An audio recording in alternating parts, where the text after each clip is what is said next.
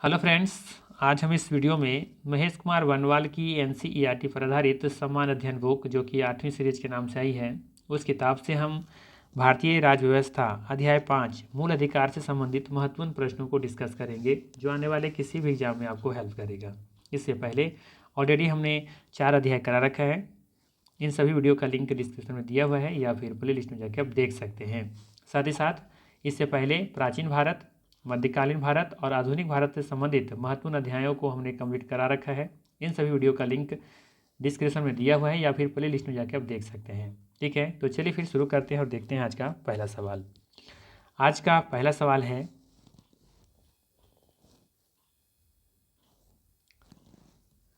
भारतीय संविधान के किस भाग में नागरिकों के मौलिक अधिकारों का उल्लेख किया गया है। सवाल है, भारतीय संविधान के किस भाग में नागरिकों के मौलिक अधिकारों का उल्लेख किया गया है।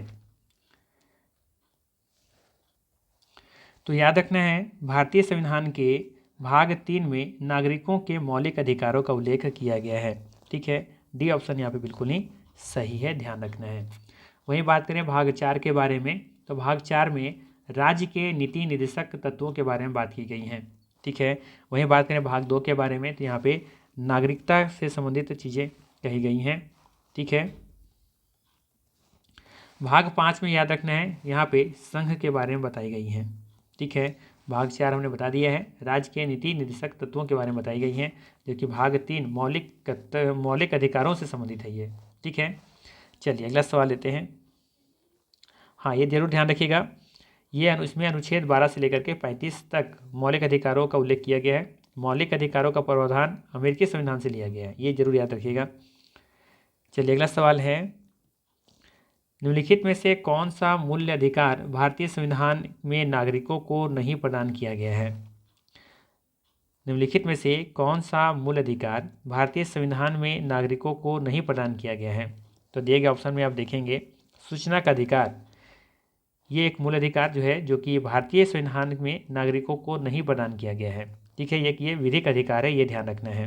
ठीक है, आरटीआई एक्ट जो 2005 में आया था ना, तो वहाँ पे इसे विधिक अधिकार बनाया गया था, ध्यान रखना है। सी ऑप्शन यहाँ पे सही होगा। ठीक है, ध्यान दीजिएगा, सूचना का अधिकार मूल अधिकार के रूप में भारतीय संविधान में नागरिकों को प्रदान नहीं किया गया है। यह एक विधिक अधिकार है जिसे सूचना के अधिकार अधिनियम 2005 के अंतर्गत नागरिकों को प्रदान किया गया है। ठीक है, चलिए अगला सवाल लेते हैं। अगला सवाल है, निम्नलिखित में से किस अनुच्छेद में समता के अधिकार का प्रावधान है। सवाल है, किस अनुच्छेद में समता के अधिकार का प्रावधान है। अनुच्छेद 14, अनुच्छेद 20, अनुच्छेद 19 या फिर अनुच्छेद 21। सही आंसर होगा यहाँ पे ए ऑप्शन। ठीक है, अनुच्छेद 14। ठीक है, अनुच्छेद 14 से लेकर के 18 तक समता का अधिकार के बारे में बात की गई है। ठीक है, वहीं बात करें हम अनुच्छेद 19 के बारे में, तो इसमें अभिव्यक्ति की स्वतंत्रता के बारे में बात की गई है। ठीक है, अनुच्छेद 20 में देखेंगे प्राण और दैहिक स्वतंत्रता का अधिकार से संबंधित बातें कही गई हैं, जबकि अनुच्छेद 21 में देखेंगे आप कुछ दशाओं में गिरफ्तारी और निषेध के संरक्षण के बारे में बात की गई है। ठीक है, तो सीधा सीधे हम कह सकते हैं कि स्वतंत्रता का अधिकार आर्टिकल 19 से लेकर के 22 तक में कही गई हैं। ठीक है, चलिए अगला सवाल लेते हैं।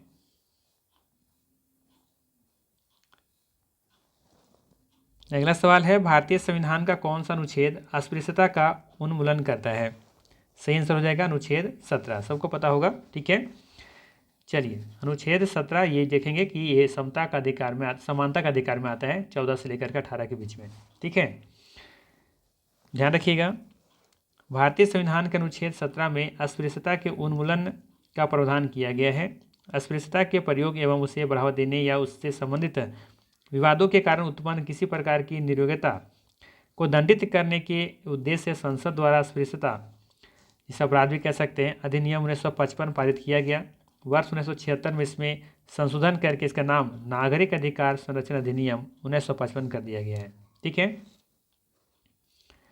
चलिए अगला सवाल है, निम्नलिखित में से कौन सा युग्म सुमेलित नहीं है। आर्टिकल 14 विधि के समक्ष समता, बिल्कुल सही है। आर्टिकल 16 अवसर की समानता, ये भी सही है। अनुच्छेद 17 उपाधियों का अंत, ये गलत है। यहाँ पे देखेंगे अनुच्छेद 17 में अस्पृश्यता का अंत के बारे में बताई गई है, ना कि उपाधियों का अंत। ठीक है, अनुच्छेद 18 में देखेंगे कि उपाधियों का अंत के बारे में बताई गई हैं और साथ ही साथ सैन्य अधिकारियों उपाधियों की अनुमति भी दी गई हैं, तो ये भी यहाँ पे सही है। सी कथन यहाँ पे सही होगा, ये सुमेलित नहीं है। ठीक है, चलिए आगे देखते हैं। अगला सवाल है, निम्नलिखित में से कौन सा अधिकार भारतीय संविधान द्वारा प्रदत्त एक मौलिक अधिकार नहीं है। तो देखेंगे मौलिक अधिकार में ये आपका संपत्ति का अधिकार शामिल नहीं है। 42वें संविधान संशोधन करके इसे हटा दिया गया है, या ये मौलिक अधिकार नहीं है। ठीक है, जबकि समता का अधिकार आप देखेंगे, समता का अधिकार ये आर्टिकल 14 से लेकर के 14 तक में कही गई हैं, बातें बताई गई हैं। स्वतंत्रता का अधिकार अब देखेंगे, इसमें आर्टिकल 19 से लेकर के 22 तक है, जबकि शोषण के विरुद्ध अधिकार इसमें देखेंगे 23 से लेकर के 24 तक बातें कही गई हैं। ठीक है, चलिए अगला सवाल देखते हैं। ध्यान रखना है, 44वें संविधान संशोधन अधिनियम 1978 के द्वारा से संपत्ति के अधिकार से संबंधित मौलिक अधिकारों जो कि अनुच्छेद 19(1) के 4 में एवं अनुच्छेद 31 को सूची से ये हटा दिया गया है। वर्तमान में अनुच्छेद 300 के क के अंतर्गत इसे क्या कहा जाता है, अब विधिक अधिकार। ठीक है, तो ध्यान रखने से अब विधिक अधिकार बना दिया गया है। चलिए अगला सवाल लेते हैं। अगला सवाल है, प्रेस की स्वतंत्रता किस अधिकार में निहित है। प्रेस की स्वतंत्रता किस अधिकार में निहित है, ये आपको बतानी है। ध्यान रखना है, सही आंसर हो जाएगा यहाँ पे भाषण की स्वतंत्रता। ठीक है, बी ऑप्शन यहाँ पे सही होगा, ध्यान रखिएगा। चलिए आगे देखते हैं। अगला सवाल है, भारतीय संविधान का अनुच्छेद 19 प्रदान करता है, क्या प्रदान करता है, 6 प्रकार की स्वतंत्रताओं को, 7 प्रकार की, 19 प्रकार की, या फिर 8 प्रकार की स्वतंत्रताओं को। कौन सा आंसर यहाँ पे सही होगा बताना है। तो ध्यान रखना है, भारतीय संविधान का अनुच्छेद 19 6 प्रकार की स्वतंत्रताओं के बारे में बात करता है। कौन कौन, तो याद रखना है 6 में से पहला है अभिव्यक्ति, दूसरा है सम्मेलन करने का, तीसरा है संघ बनाने का, चौथा है आबाद संरचन, पांचवा है निवास और छठा है व्यापार करने का। ठीक है, तो यहाँ पे ए ऑप्शन बिल्कुल ही सही होगा, ध्यान रखना है। ठीक है, चलिए अगला सवाल लेते हैं। अगला सवाल है, किसी अपराध के अभियुक्त को स्वयं अपने विरुद्ध गवाही देने के लिए बाध्य नहीं किया जा सकता है। भारतीय संविधान के किस अनुच्छेद में यह प्रावधान किया गया है, ये आपको बतानी है। याद रखना है अनुच्छेद 20 के 3 में। ठीक है, ए ऑप्शन यहाँ पे सही होगा, ध्यान रखिएगा। अगला सवाल है, भारतीय संविधान के अनुसार जीवन का अधिकार एक क्या है। भारतीय संविधान के अनुसार जीवन का अधिकार क्या है, ये आपको बतानी है। तो याद रखना एक ये मौलिक अधिकार है। ठीक है, सी ऑप्शन यहाँ पे सही होगा, ध्यान रखिएगा। जीवन का अधिकार अनुच्छेद 21 के अंतर्गत भारतीय संविधान में एक मौलिक अधिकार है। उच्चतम न्यायालय ने उन्हें अनुच्छेद 21 की व्यापक व्याख्या करते हुए अस्थायी आवास एवं निजता का अधिकार, राइट टू प्राइवेसी आदि को भी जीवन के अधिकार के रूप में मौलिक अधिकार माना है। ठीक है, याद रखनी है। चलिए अगला सवाल है, 6 से 14 वर्ष की आयु के सभी बच्चे को शिक्षा का अधिकार क्या है, ये मूल अधिकार है, संवैधानिक अधिकार है, एक कोई नहीं होगा, या फिर राज्य के नीति निर्देशक सिद्धांतों में सम्मिलित है, क्या होगा। तो ध्यान रखना ये सभी मूल अधिकार हैं। ठीक है, बी ऑप्शन बिल्कुल यहाँ पे सही होगा, ध्यान रखिएगा। संविधान के अनुच्छेद 21 के अंतर्गत 6 से 14 वर्ष की आयु के सभी बच्चों को निःशुल्क एवं अनिवार्य शिक्षा का मौलिक अधिकार प्राप्त है। ठीक है, ये याद रखिएगा, आर्टिकल 21 के ए में या फिर क में। ठीक है, सभी बच्चों को निःशुल्क एवं अनिवार्य शिक्षा का मौलिक अधिकार प्राप्त है। यह मौलिक अधिकार संसद द्वारा 86वें संविधान संशोधन अधिनियम 2002 के द्वारा संविधान में शामिल किया गया है। तो ये भी याद रखना है, किस संशोधन के द्वारा, तो 86वें संविधान संशोधन अधिनियम 2002 के अंतर्गत। ठीक है, इस लक्ष्य की प्राप्ति हेतु संसद द्वारा शिक्षा का अधिकार अधिनियम 2009 पारित किया गया, जो 1 अप्रैल 2010 से ये प्रभावी हुआ है। ठीक है, तो अपने आप में सभी यहाँ पे महत्वपूर्ण है, ध्यान रखिएगा। ठीक है, चलिए अगला सवाल लेते हैं। अगला सवाल है, मूल अधिकारों के अंतर्गत कौन सा अनुच्छेद बालकों के नियोजन से प्रत्यक्ष रूप से संबंधित है। सवाल है, मूल अधिकारों के अंतर्गत कौन सा अनुच्छेद बालकों के नियोजन से प्रत्यक्ष रूप से संबंधित है। अनुच्छेद 19 है, अनुच्छेद 17 है, अनुच्छेद 23 है, या फिर अनुच्छेद 24 है। तो याद रखना है अनुच्छेद 24 हो जाएगा इसका सही आंसर। ठीक है, डी ऑप्शन यहाँ पे सही है, ध्यान दीजिएगा। अनुच्छेद 24 बालकों के नियोजन के प्रतिषेध का उपबंध करता है। इसके अनुसार 14 वर्ष से कम आयु के बच्चों को कारखानों, खानों या फिर अन्य किसी जोखिम युक्त कार्यों में शामिल नहीं किया जा सकता है। 2 जून 2017 को बाल श्रम निषेध और विनियमन संशोधन अधिनियम 2017 के अनुसार 14 वर्ष से कम आयु के बच्चे के नियोजन पर पूर्ण प्रतिबंध लगाया गया है, जबकि 14 से 18 वर्ष के किशोरों को खतरनाक व्यवसायों के नियोजन पर पूर्ण प्रतिबंध है। ठीक है, चलिए अगला सवाल लेते हैं। किसी धर्म विशेष के संवर्धन के लिए करों के भुगतान की अनिवार्यता से मुक्ति की गारंटी दी गई है। बताना है किसी धर्म विशेष के संवर्धन के लिए, प्रमोशन के लिए करों के भुगतान की अनिवार्यता से मुक्ति की गारंटी किस में दी गई है? तो ये है आर्टिकल 27। ठीक है, सी ऑप्शन यहाँ पे बिल्कुल ही सही होगा, ध्यान रखिएगा। याद होगा आपको धर्म की स्वतंत्रता का अधिकार। अब देखेंगे कि आर्टिकल 25 से लेकर के 28 तक में कही गई है, उसी के अंतर्गत आता है आर्टिकल 27। ठीक है, धर्म की स्वतंत्रता की अधिकार। ठीक है, चलिए अगला सवाल लेते हैं।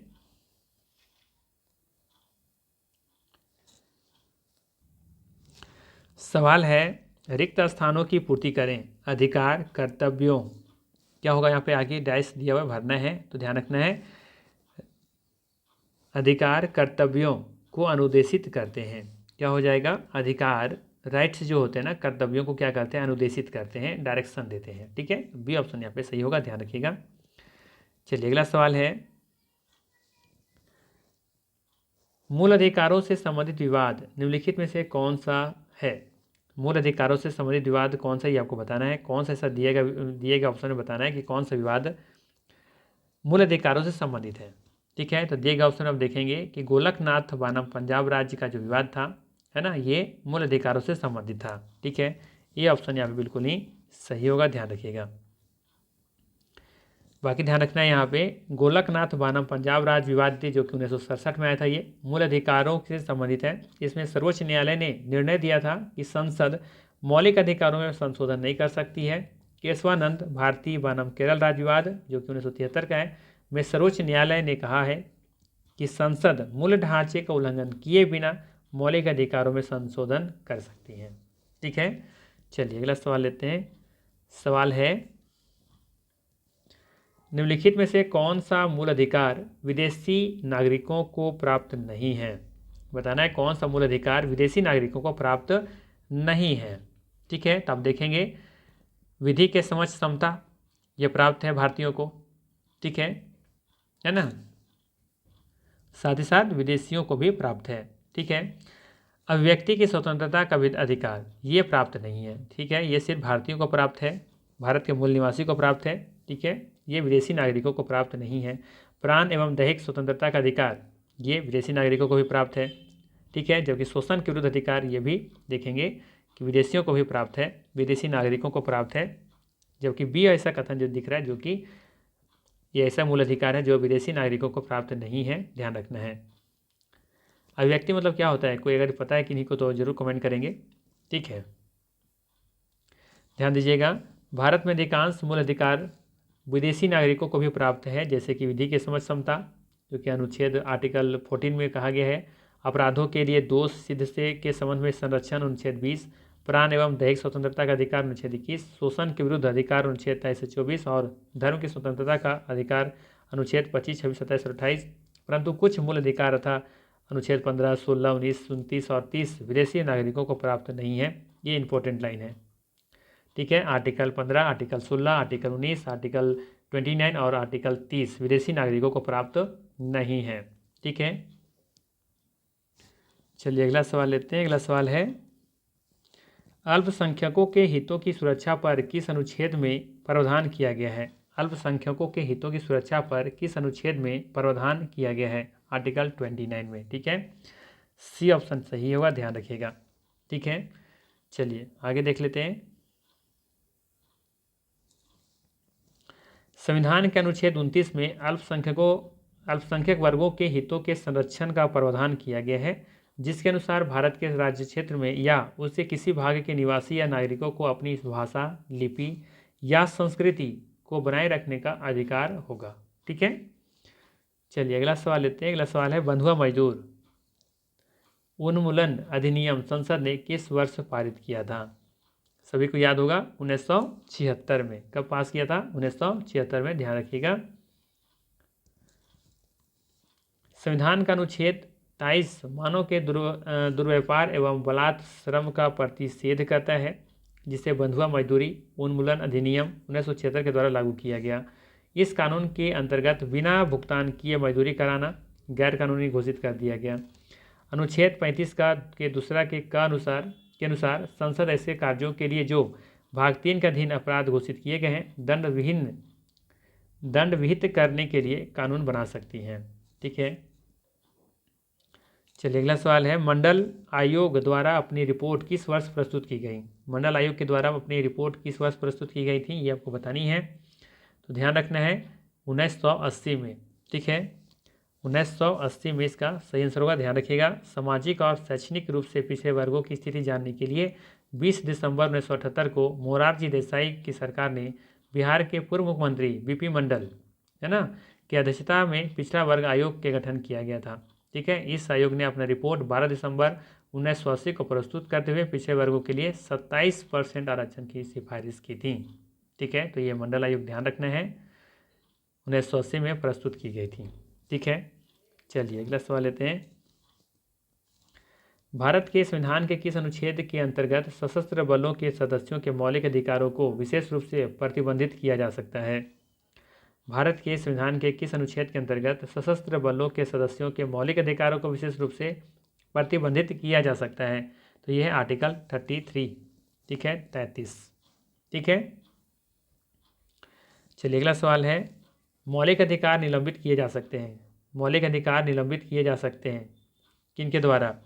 तो याद रखना है, मौलिक कर्तव्य देखेंगे राष्ट्रपति के द्वारा निलंबित किए जा सकते हैं। बी ऑप्शन यहाँ पे सही है, ध्यान रखना है। ठीक है, ध्यान दीजिएगा। आपातकाल के दौरान मूल अधिकारों को निलंबन 2 प्रकार से होता है। ठीक है, पहला अनुच्छेद 358 के अनुसार जब युद्ध अथवा बाह्य आक्रमण के कारण भारत अथवा उसके किसी क्षेत्र पर आपातकाल प्रभावी हो तो अनुच्छेद 19 में उल्लेखित मूल अधिकार स्वतः निलंबित हो जाते हैं। अनुच्छेद जो 19 है या फिर आर्टिकल 19 में जो भी उल्लेखित अधिकार है उसे स्वतः निलंबित कर दिए जाते हैं। ठीक है, याद होगा आर्टिकल 19 क्या बताता है? अभिव्यक्ति की स्वतंत्रता, है ना, अभिव्यक्ति की स्वतंत्रता के बारे में बात करता है और इसे ये क्या किया जाता है? निलंबित कर दिया जाता है, स्वतः ही निलंबित ये हो जाता है। ठीक है, वहीं बात करें अनुच्छेद 359 के अंतर्गत में, तो ये राष्ट्रपति को यह अधिकार प्रदान किया गया है कि आपातकाल के समय में अनुच्छेद 20 व 21 को छोड़कर अन्य किसी भी मूल अधिकार के प्रवर्तन को निलंबित कर सकता है। ठीक है, आर्टिकल 20 और 21 को छोड़ करके अन्य किसी भी मूल अधिकार को प्रवर्तन का निलंबित कर सकता है। तो आर्टिकल 20 और 21 में क्या है? तो याद रखिए, वो आर्टिकल 20 में है अपराधों के लिए दोष सिद्धि के संबंध में संरक्षण, और आर्टिकल 21 बताता है प्राण और दैहिक स्वतंत्रता का अधिकार। ये दोनों को छोड़ करके जितने भी मूल अधिकार हैं, ठीक है, तो इसके परिवर्तन को निलंबित ये कर सकते हैं। ठीक है, तो ये ध्यान रखना है। ठीक है, चलिए अगला है, निम्नलिखित में से किसको संविधान द्वारा मौलिक अधिकारों के संरक्षण की शक्ति दी गई है? निम्नलिखित में से किसको संविधान द्वारा मौलिक अधिकारों के संरक्षण की शक्ति दी गई है? सभी को पता होगा, सही आंसर क्या हो जाएगा यहाँ पे? डी ऑप्शन, सर्वोच्च न्यायालय एवं उच्च न्यायालय को।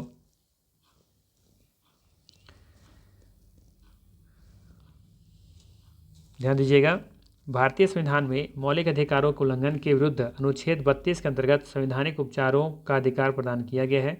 अनुच्छेद 32 के द्वारा नागरिकों के मौलिक अधिकारों के संरक्षण की शक्ति उच्चतम न्यायालय को प्राप्त है। डॉक्टर भीमराव अम्बेडकर ने इस अनुच्छेद को भारतीय संविधान का हृदय एवं आत्मा कहा है। ठीक है, अनुच्छेद 32 के अंतर्गत उच्चतम न्यायालय की रीट अधिकारिता केवल मूल अधिकारों के उल्लंघन के मामलों तक सीमित है। वहीं अनुच्छेद 226 के अंतर्गत उच्च न्यायालयों की अधिकारिता में मूल अधिकारों के उल्लंघन के साथ साथ अन्य विषय भी सम्मिलित हैं। न्यायालय 5 प्रकार की रीट जारी कर सकते हैं: बंदी, प्रत्यक्षीकरण, परमादेश, प्रतिषेध, अधिकार परीक्षा, उत्प्रेषण रीट। ठीक है, ये ध्यान रखिएगा, 5 प्रकार के रीट जारी किए जाते हैं। अगला सवाल है, निम्नलिखित में से कौन सी रीट व्यक्तिगत स्वतंत्रता का बुलवर्क है? तो एक ऑप्शन में आपको बताना है सही आंसर क्या होगा, तो ध्यान रखिएगा बंदी प्रत्यक्षीकरण, बी ऑप्शन यहाँ पे सही होगा। ठीक है, ध्यान रखना है बंदी प्रत्यक्षीकरण का अर्थ है व्यक्ति को सशरीर प्रस्तुत करो। बंदी प्रत्यक्षीकरण का अर्थ क्या होता है, व्यक्ति को सशरीर प्रस्तुत करो। इस रीट द्वारा उच्चतम न्यायालय अनुच्छेद 32 एवं उच्च न्यायालय अनुच्छेद 226 के द्वारा किसी अवैध रूप से निरुद्ध व्यक्ति को छोड़ने के लिए आदेश जारी कर सकता है। बंदी प्रत्यक्षीकरण को व्यक्तिगत स्वतंत्रता का बुलवर्क कहते हैं। ठीक है, चलिए अगला सवाल लेते हैं। निम्नलिखित में से कौन सा एक सत्य है, बताना है कि इसमें दिए गए ऑप्शन में कौन सा सत्य है। तो ध्यान रखिएगा यहाँ पे पहला कथन ही सत्य दिख रहा है। भारतीय संविधान में मूल अधिकारों को शामिल करने के लिए नेहरू रिपोर्ट 1928 ने समर्थन किया था, बिल्कुल सही है। भारत सरकार अधिनियम 1935 ने मूल अधिकारों को प्रश्रय दिया था, गलत है। अगस्त प्रस्ताव 1940 में मूल अधिकारों को शामिल किए गए थे, ये भी गलत है।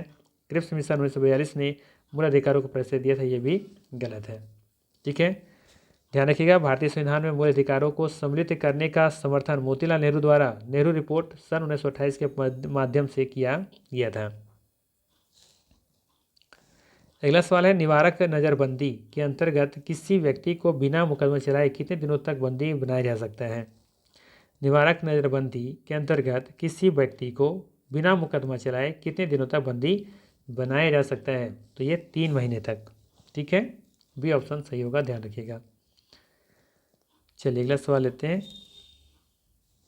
उच्चतम न्यायालय के अनुसार निजी भवनों के ऊपर राष्ट्रीय ध्वज को फहराना संविधान के किस अनुच्छेद के अंतर्गत सम्मिलित किया गया है। उच्चतम न्यायालय के अनुसार निजी भवनों के ऊपर राष्ट्रीय ध्वज को फहराना संविधान के किस अनुच्छेद के अंतर्गत सम्मिलित किया गया है, तो ये आर्टिकल 19 के 1 का कम है। ठीक है, बी ऑप्शन यहाँ पे सही होगा, ध्यान रखिएगा। चलिए अगला सवाल लेते हैं। सवाल है भारतीय संविधान के अनुच्छेद 13 का मुख्य उद्देश्य निम्नलिखित में से किसके संदर्भ में संविधान की सर्वोच्चता सुनिश्चित करता है। भारतीय संविधान के अनुच्छेद 13 का मुख्य उद्देश्य निम्नलिखित में से किसके संदर्भ में संविधान की सर्वोच्चता सुनिश्चित करता है, तो याद रखना है मौलिक अधिकार, बी ऑप्शन यहाँ पे सही है, ध्यान रखिएगा। और ये भाग 3 में है, प्रदान किए गए हैं, ये भी ध्यान रखना है। चलिए आगे अगला सवाल लेते हैं। विधि का नियम का या कानून का अधिराज्य का मतलब क्या है। विधि का नियम या फिर कानून का अधिराज्य का क्या मतलब है, तो ध्यान रखना है इसका अर्थ है सभी के लिए एक कानून और सभी के लिए एक न्यायतंत्र। ठीक है, क्या होगा, सभी के लिए एक कानून और सभी के लिए एक न्यायतंत्र, ये ऑप्शन सही है, ध्यान रखिएगा। अगला सवाल है भारत के संविधान का कौन सा अनुच्छेद अपनी पसंद के व्यक्ति से विवाह करने के किसी व्यक्ति के अधिकार को संरक्षण देता है। भारत के संविधान का कौन सा अनुच्छेद अपनी पसंद के व्यक्ति से विवाह करने के किसी व्यक्ति के अधिकार को संरक्षण देता है, किस आर्टिकल में यह बताया गया है, तो याद रखना है आर्टिकल 21। ठीक है, बी ऑप्शन यहाँ पे सही होगा, ध्यान रखिएगा, अनुच्छेद 21। ठीक है, ध्यान रखिएगा आर्टिकल 21 में ही कहा गया है प्राण और दैहिक स्वतंत्रता का अधिकार। ठीक है, ध्यान रखिएगा आर्टिकल 21 में ही प्राण और दैहिक स्वतंत्रता का अधिकार से संबंधित चीज़ें बताई गई हैं। ठीक है, चलिए ध्यान दीजिएगा गैर सरकारी संगठन शक्ति वाहिनी बनाम भारत संघवाद में उच्चतम न्यायालय ने जीवन साथी चुनने के अधिकार को अनुच्छेद 21 में वर्णित दैहिक स्वतंत्रता के अधिकार के अंतर्गत मौलिक अधिकार माना है। अनुच्छेद 21 के अंतर्गत ही विदेश भ्रमण का भी अधिकार निहित है, जिसका उल्लेख सर्वोच्च न्यायालय द्वारा मेनका गांधी बनाम भारत संघवाद 1978 के अंतर्गत किया है। ठीक है, चलिए अगला सवाल लेते हैं।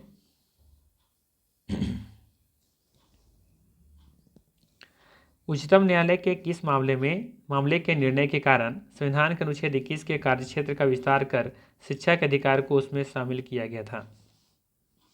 याद रखना है उन्नी कृष्णन बानम आंध्र प्रदेश। ठीक है, ये ऑप्शन सही होगा, ध्यान रखिएगा।